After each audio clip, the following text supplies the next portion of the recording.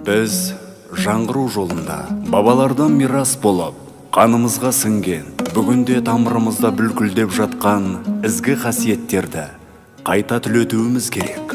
Нұрсұлтан Назарбаев, болашаққа бағдар рухани жаңғыру жолдауынан.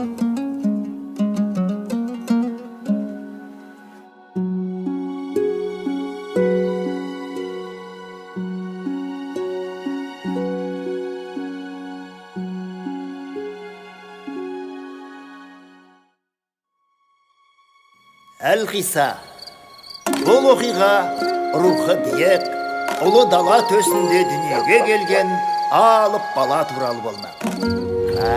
Қане көрейікші бізде. Өй, мына бала алыпқа ұқсамайды ғой өзі.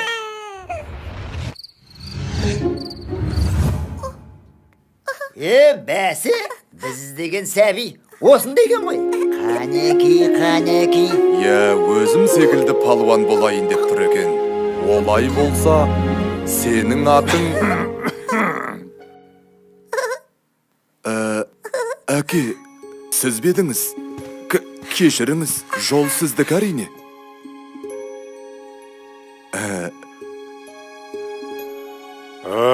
Бәрекелді. Атасы секілді палуан болайын деп тұр екен. Ендеше сенің атың Мұхан.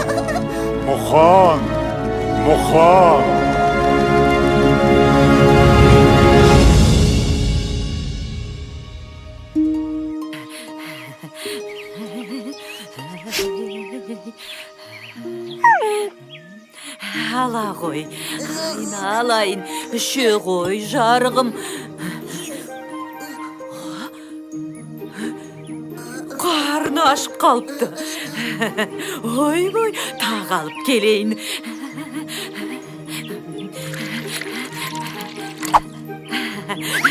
Үше ғой.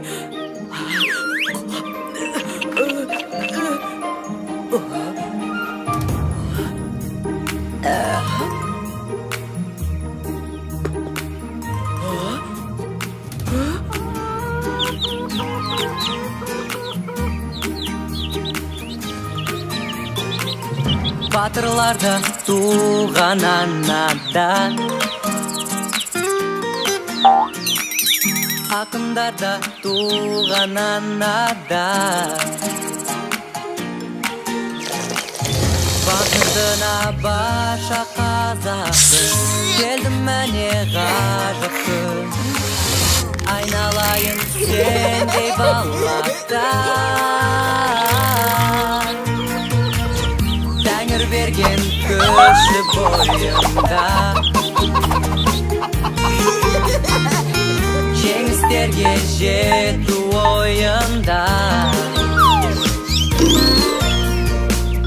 білектіге басын имей, жауырыны жерге тимей, армандарға алда ұмтылар.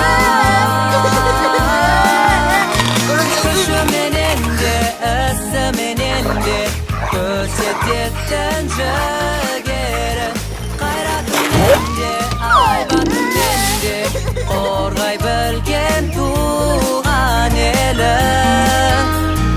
аңызға толы бабалар жолы ораны.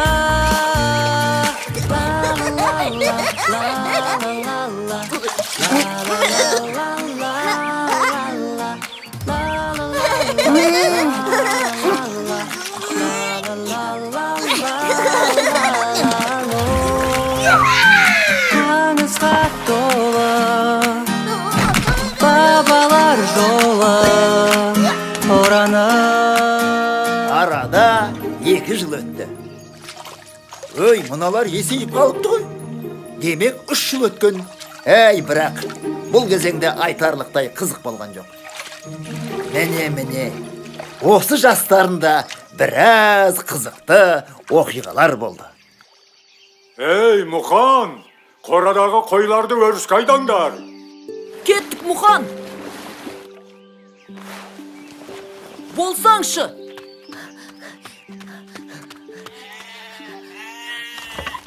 Şu qoşqarım.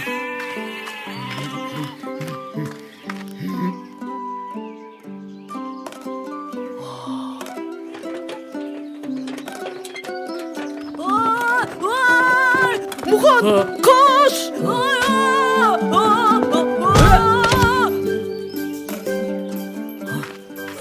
Bol ne? Məssağan.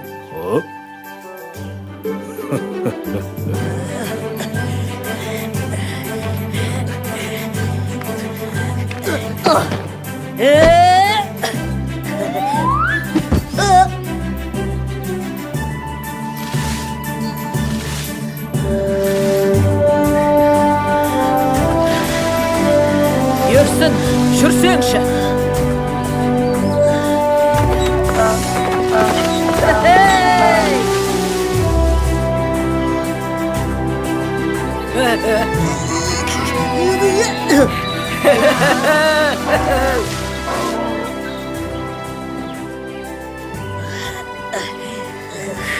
Жаттығуда қандай қиын болса, айқаста сондай жеңіл болады. Кел Мұхан, ағаш аралаймыз. Мен ағаш жарамын.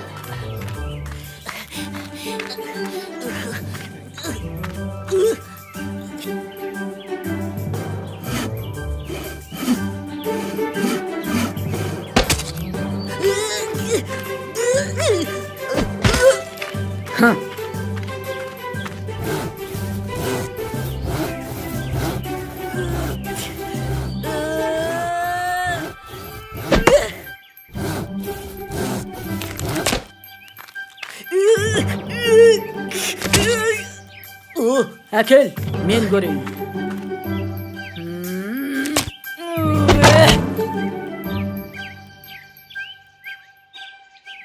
Сен сияқты күшім болса. Ал қане, қызықты сәттерін көру үшін тездетіп өткізіп жіберейік.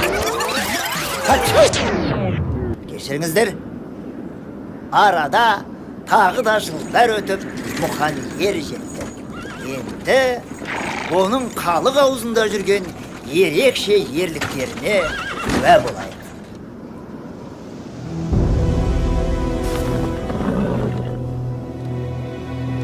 Енді не істейміз Мұхан? Білмеймін. Ауыл әлі алыс. Ай, далада қасқырға жем болатын болдық ау. Көмектесіңдер! Ей, кім бар? Көмектесіңдер!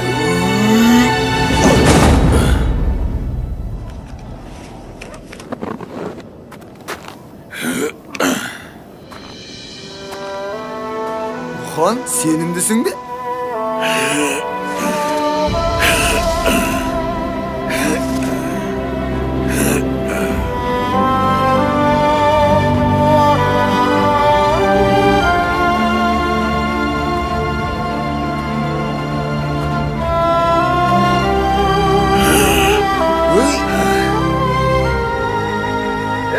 Ағайындар, сыртқа шығып біздің күшімізді көріңдер.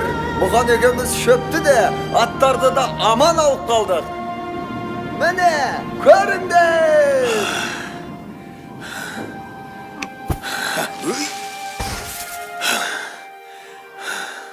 Тфәй, тіл көзім тасқа. Баяғының батырларын көргендей болдым ау.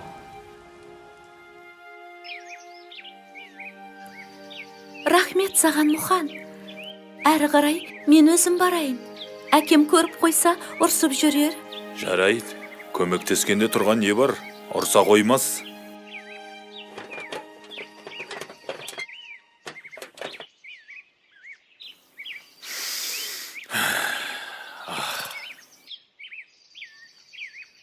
Мұхан! Мұхан, қайдасың? Мұхан, қайдасың? Мұхан, қайда жоғалып кеттің? Іздемеген жерім жоқ. Тыныштық ба? Тыныштық болса осылай сабылып іздейін бе? Сені Байекең сұрастырып жатыр. Не үшін? Байдың үлкен бұғасы өзендегі батпаққа батып шыға алмай жатыр екен. Бүкіл ауыл жабылып шығара алмады. Оның маған қатысы не? Сен ең қызығын сұрамадың ғой. Тағы не? Бұғаны шығарған адамға Байекең бір қошқар берем деді. Онда кеттік. Арқаптар! Қане тар неге? Бәріміз! Арқаптар! Қане Ал қане, қар. Арқаптар! Ал, көрсет өнеріңді.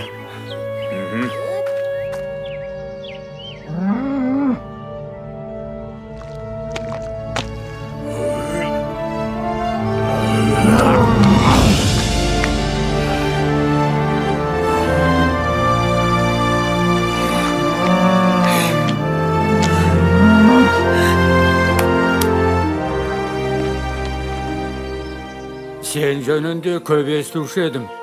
Енді көзімен көріп кәнді болдым. Отардан қалаған қошқарыңды таңдап ал. Ал өзің ертеңнен бастап менің ат қосшым болуға қалайсың? Мен білмеймін. Мұхан келісті.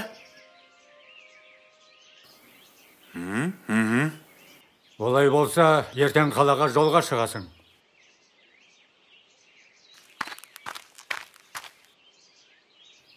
Екеуміз Мұханды қалай суырып алдық, я Мұхан? Енді қошқар бізді таңдап алайық.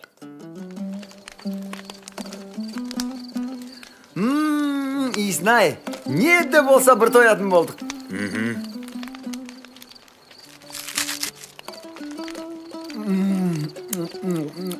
Бақ жүркінің дәмін сынай. Өй, Мұхан, мұның не? Расында да дәмді екен. Жарайт, кішінап ал, ертең қалаға жүреміз.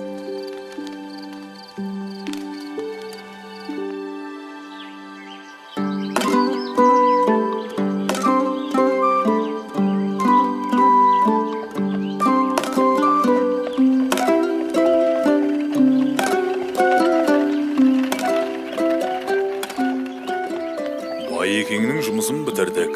Енді ауылға қайту керек. Мұхан, қалаға күнде келе бермейміз ғой. Сәл-пәл аралап көрейікші. Әне, анда бір қызық болып жатыр. Жүрсеңші. Көрген дарманда, көрмеген дарманда. Цирк, көрген дарманда, көрмеген дарманда.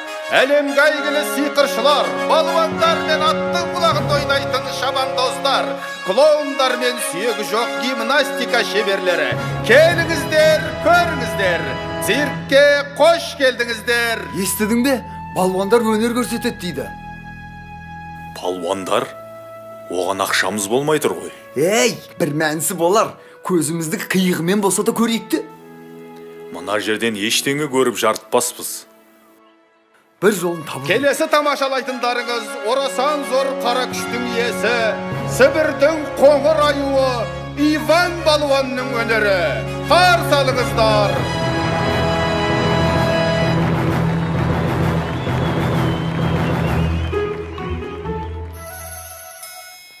Менде бір ой бар. Жүр кеттік.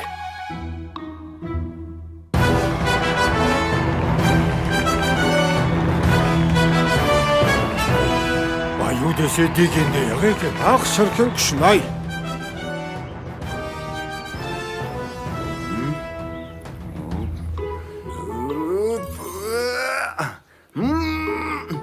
Мен қысылып қалдым, Мұхан! Көмектес!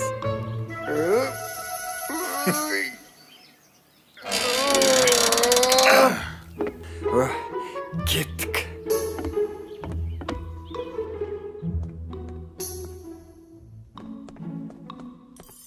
Қалай екен? Сібірдің аюы көңілдеріңізден шықты ма? Я, мықты екен! Керемет! Ал мұнда бір жылқының ақшасы бар. Олай болса, осы ақшаны кез келгеніңіз ала аласыздар. Тек бір ғана шарт бар. Сібірдің аюын кім жығып, қара маскасын шешсе, сол алады. Қане, кім шығады? Бәрекелді. Қане, қара маскамен қайсың шығасыңдар? Алға! Мына жігіт. Не істеу керек? Олай болса, Сібірдің аюымен күрес басталды. Қошемет! күресу керек пе? Қазақтардан аргасқан жігіттер бар, Құдайға шүкір.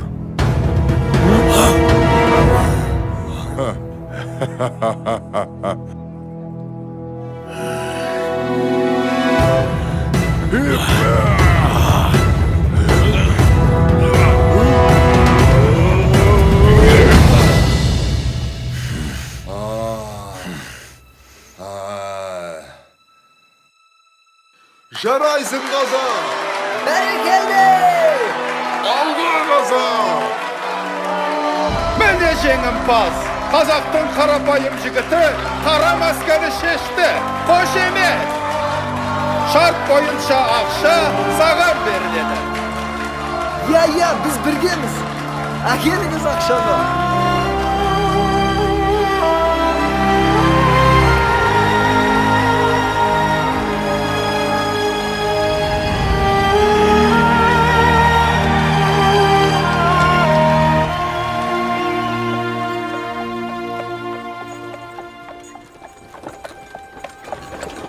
Сәлеметсіздер ме мырзалар? Мен осындағы күрес қауымдастығының өкілімін. Мұқан деген сіз бе?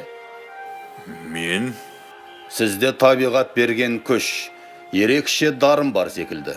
Мұндай күшпен сіз мына далада емес, қалада, яғни үлкен кілемде өнер көрсеткеніңіз дұрыс. Қаласаңыз, мен сізді қарамағыма алайын. Мен ойланып көрейін. Сонда күрескен үшін ақша бересіздер ме? Әрине алады, және де аз емес. Онда біз келістік. Олай болса... Қалай, қайда, қашан, кімге, немен барамыз? Жақсы, 10 күннен соң осында жолығамыз. Мен асыға күтемін. Сау болыңыздар.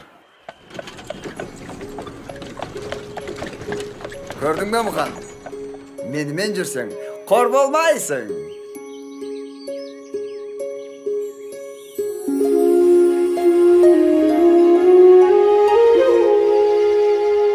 Бұл да басыңа қонған бақ шығар. Үлкендердің көзіне түскенің дұрыс болған. Әке, олай болса батаңызды беріңіз.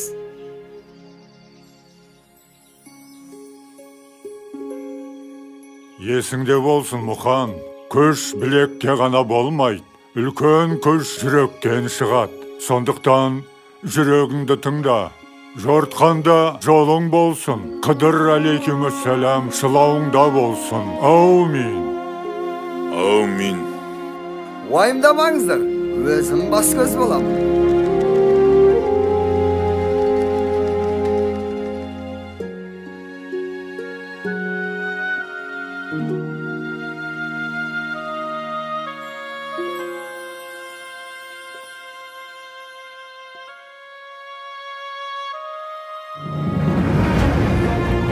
Мәне осылай, Мұқан әлемдегі ең беделді жарыстарға қатысып, ең мықты деген балуандарды жеңеді. Содан соң оған қажы атағы беріліп, Қажымұқан атанады. Қажымұқанның атағы қазақ даласынан ары асып, бүкіл әлемге дүркірейді. Мен осы көп сөйлеп кеткен жоқпын ба? Қой, одан да Қажымұқанның ерекше айқастарының бірін көрейік.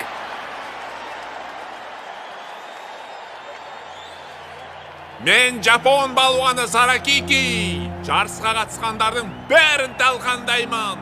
Бір ғана шартым бар. Күрес джиу-джитсу әдісімен өтетін болса. Қане, кім бар? Кілемге кім шығады менімен? Қане мырзалар, Жапонның балуаны Саракикимен белдесуге шынымен ешкім шықпайды ма? Есіңде болсын, Мұқан. Күш білекке ғана болмайды. Үлкен күш жүректен шығады. Қане көңілдірек, кім шығады? Олай болса, бүгінгі жарыстың чемпионы деп Жапон балуаны... Жаным арымның садақасы. Нар тәуекел. Мен шығамын. Қане, келесі батырымыз кім екен? Қарсы алыңыздар. Қазақ даласының балуаны Мұқан мырза. Дуғол шапалақ! Аха, мына қазақтың жүрегі бар екен. Қане, қолдап қояйық. Бастаңыздар!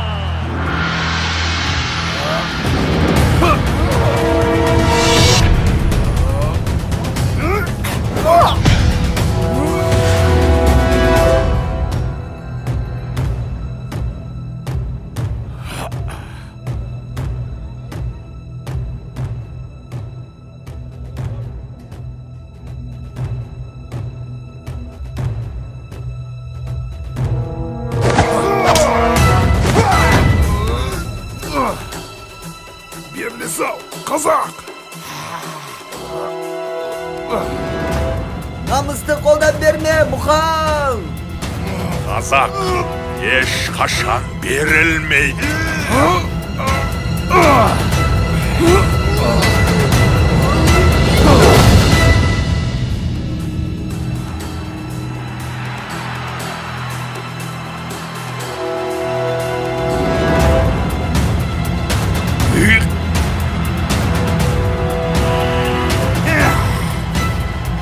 Біздің ауылдың құтырған иттерінің үнін бұлай өшіреді. Бұл менің досым! Біз жеңдік! 1941 жылы Ұлы Отан соғысы басталған кезде 70-тен асқан қарт Қажымұқан қанша қиын болса да ел аралап өнер көрсетіп, халықтың рухын көтеріп, қуаныш сыйлаумен болды. Өнер көрсетуден түскен ақшаға ол әскери ұшақ жасатып, майданға берді. Сол үшін Сталиннен алғыс хатты алды. Қажымұқан атамыздың жеңістері ұрпағымыздың рухын мәңгілікке асқақтата беретініне сенімдіміз. Сендер де бүкіл әлем таныған Қажымұқандай балуан аталарыңды әрқашанда мақтан тұтып